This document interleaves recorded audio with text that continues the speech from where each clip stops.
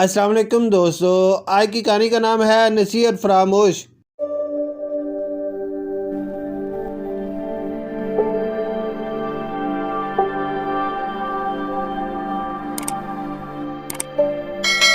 ایک دنا شخص نے ایک قافلے کو جنگل کی طرف جاتے دیکھا۔ جنگل میں ہاتھی کے سوا اور کوئی جانور نہیں تھا۔ اس دنا شخص نے قافلے کے لوگوں کو یہ نصیحت کی کہ اس جنگل میں بھوک کی وجہ سے تم پر چاہے جیسی مشکلات اور مصیبتیں آئیں، لیکن تم ہاتھی کے بچے کو شکار کر کے نہ کھانا۔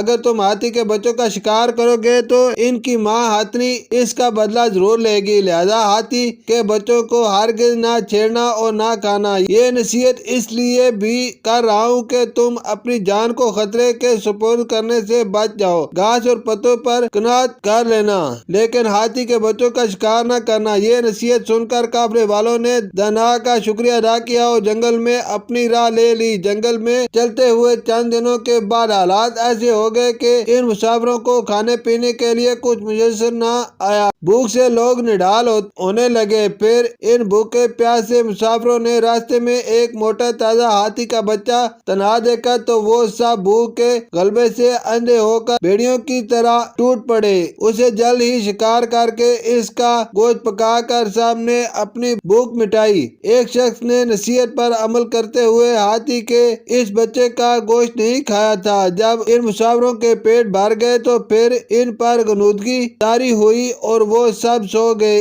ادھر اپنے بچے کو ڈھونڈتے ہوئے ایک خوفناک ہاتھی ان سونے والوں کے سر پر آن پہنچا۔ اس ہاتھی نے سب سے پہلے اتفاق سے اس شخص کا منہ سونگھا جس نے ہاتھی کے بچے کا گوشت نہیں کھایا تھا۔ ہاتھی نے اس شخص کے گرد 3 چکر لگائے۔ ہاتھی کو اس کے منہ سے کوئی مخصوص بو نہ آئی تو وہ وہاں سے چلا گیا۔ پھر اس شخص نے ہر سوئے ہوئے شخص کے منہ کو سونگھا، لہذا ہاتھی کو ہر ایک سے خاص بو آتی رہی کیونکہ انہوں نے ہاتھی کے بچے کا گوشت کھایا تھا۔ ہاتھی نے ان سب کو آن کی آن میں چیر پاڑ دیا۔ گویا ہاتھی ان سوئے ہوئے میں سے ایک کو پکڑتا اور ہوا میں اچھال دیتا، یوں زمین پر گرتے ہی وہ شخص ہلاک ہو جاتا۔ گویا ہاتھی کے بچے کی ماں نے ان سب لوگوں سے اس طرح سے انتقام لیا کہ کوئی وہاں سے بھاگ کر بھی جان نہ بچا سکا۔ شکریہ۔